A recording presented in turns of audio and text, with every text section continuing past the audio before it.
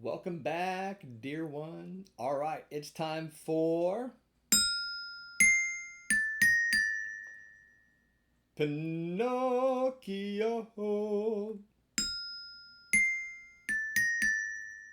All right, so last time we were reading Pinocchio's schoolmates who didn't like Pinocchio because he was being good and virtuous and studying, and they weren't. Trying to get him to skip school. Told him that the great shark was at the seashore, and so they're on a race to the seashore to see the great shark. Here we go, chapter 27. The great battle between Pinocchio and his playmates. One is wounded. Pinocchio is arrested. Going like the wind, Pinocchio took but a short time to reach the shore. He glanced all about him, but there was no sign of a shark. The sea was smooth as glass. "Hey, boys, where's that shark?" he asked. "He may have gone for his breakfast," said one of them, laughing. "Or he went to bed for a little nap," said another, laughing too. From the answers and the laughter, Pinocchio understood that the boys had played a trick on him. See, they lied to him. "What now?" he said. "What's the joke?" "Oh, the joke's on you!" cried his tormentors, laughing more heartily than ever, and dancing happily around the marionette.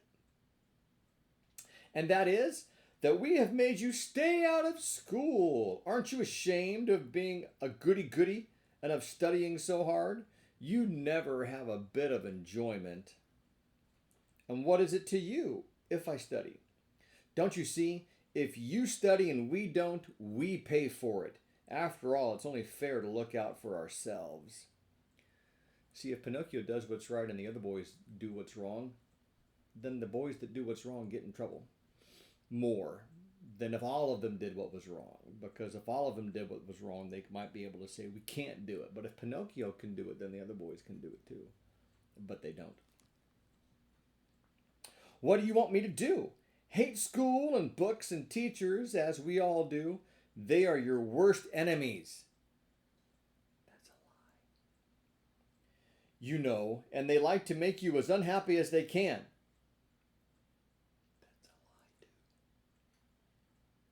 lie too. By the way, let's show the defiant picture here.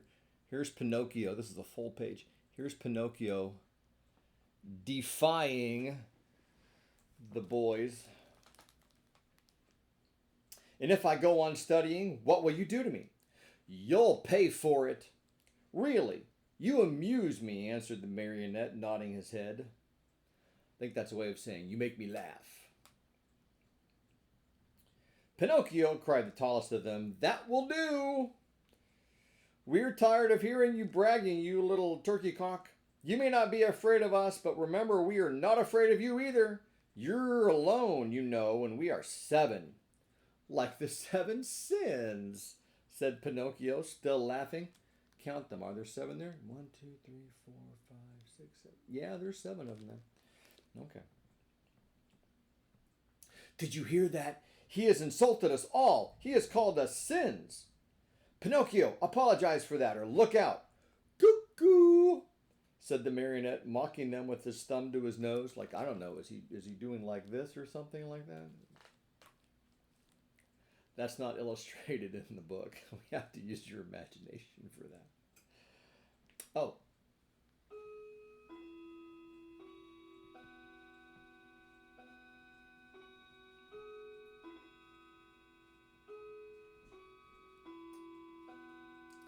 It's 1:15 where I am.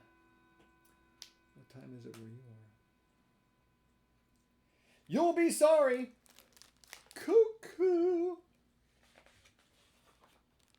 "We'll whip you soundly." "Cuckoo." "You'll go home with a broken nose." "Cuckoo." Pinocchio's not giving in.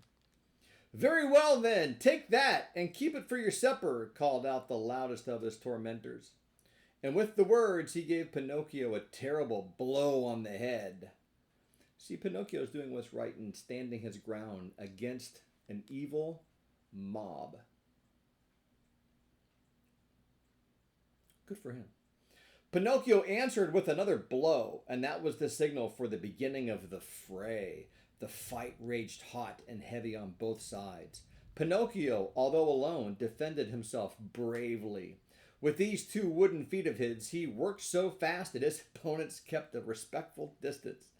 Wherever they landed, they left their painful mark on the boys, and the boys could only run away and howl. Oh my goodness, he's kicking them in the shin with his hard wooden feet. Ooh, so painful.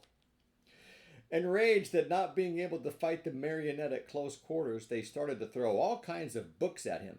Readers, geographies, histories, grammars flew in all directions, but Pinocchio was keen of eye and swift of movement, and the books only passed over his head, landed in the sea, and disappeared.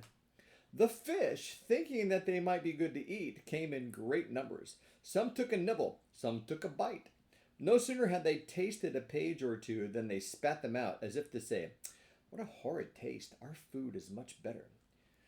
Yes, but books are for intellectual food, food for your mind.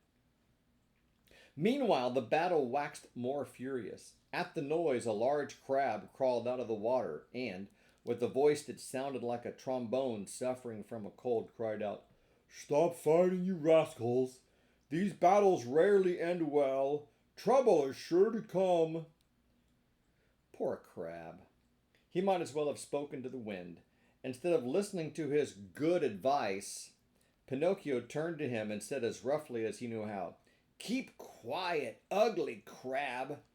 It would be better for you to chew a few cough drops to get rid of that cold. Go to bed and sleep. You will feel better in the morning." In the meantime, the boys, having used all their books, looked around for new ammunition. Seeing Pinocchio's bundle laying nearby, they managed to get a hold of it. One of the books was a large volume, an arithmetic text. I lost my place. Oh yeah, an arithmetic text bound in leather. It was Pinocchio's pride. The math book is his favorite. Thinking it would make a fine missile, one of the boys took hold of it and threw it at Pinocchio's head.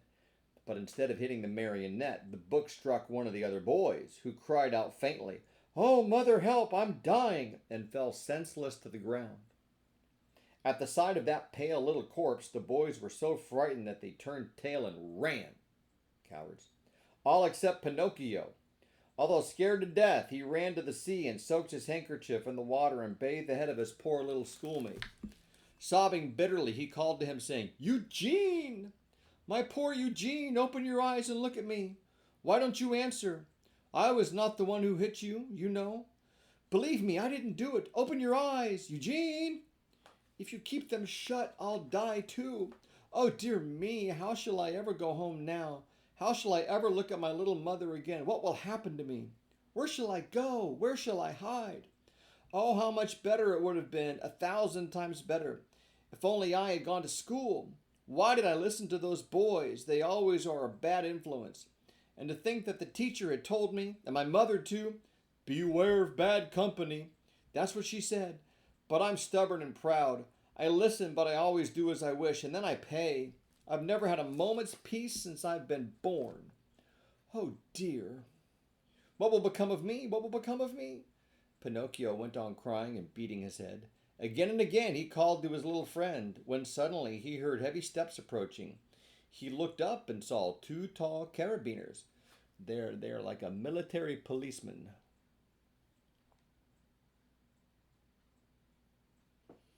There we go. There's Pinocchio trying to help Eugene. "What are you doing stretched out on the ground?" they asked Pinocchio. "I'm helping this schoolfellow of mine." "Has he fainted?" "I should say so," said one of the carabiners, bending to look at Eugene. "This boy's been wounded on the temple. Who has hurt him?" "Not I," stammered the marionette, who hardly had a breath left in his body. "If it wasn't you, who was it then?" "Not I," repeated Pinocchio. "And with what was he wounded?" "With this book," and the marionette picked up the arithmetic text to show it to the officer. "And whose book is this?" "Mine." "Enough! Not another word. Get up as quickly as you can and come along with us. But I, come with us. But I am innocent. Come with us. Before starting out, the officers called out to several fishermen passing by in a boat and said to them, "Take care of this little fellow who's been hurt. Take him home and bind his wounds. Tomorrow we'll come after him." Then they took hold of Pinocchio and, putting him between them, said to him in a rough voice, "March, and go quickly, or it will be worse for you." They did not have to repeat the words. The marionette walked swiftly along the road to the village, but the poor fellow hardly knew what he was about. He thought he had a nightmare. He felt ill.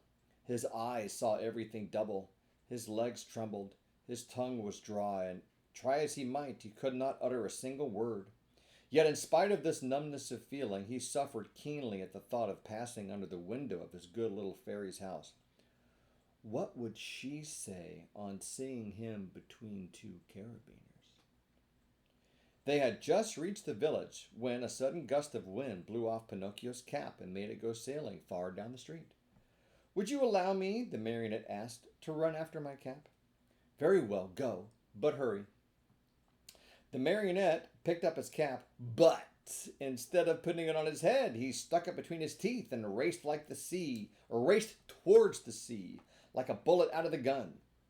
The carabiners, judging that it would be very difficult to catch him, sent a large mastiff after him, one that had won first prize in all the dog races.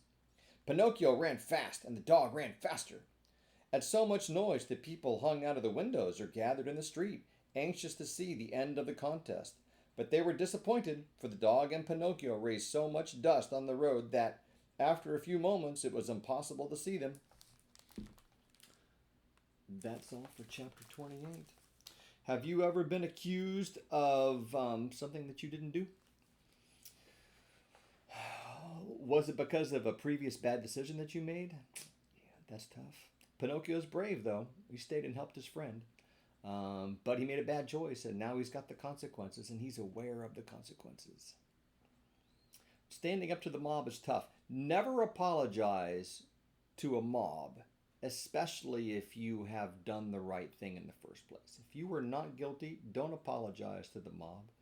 They will not be satisfied with that. Stand up, do what's right, even if you have to stand alone. The next chapter, Pinocchio runs the danger of being fried in a pan like a fish. Wonder what that's about. It's so long.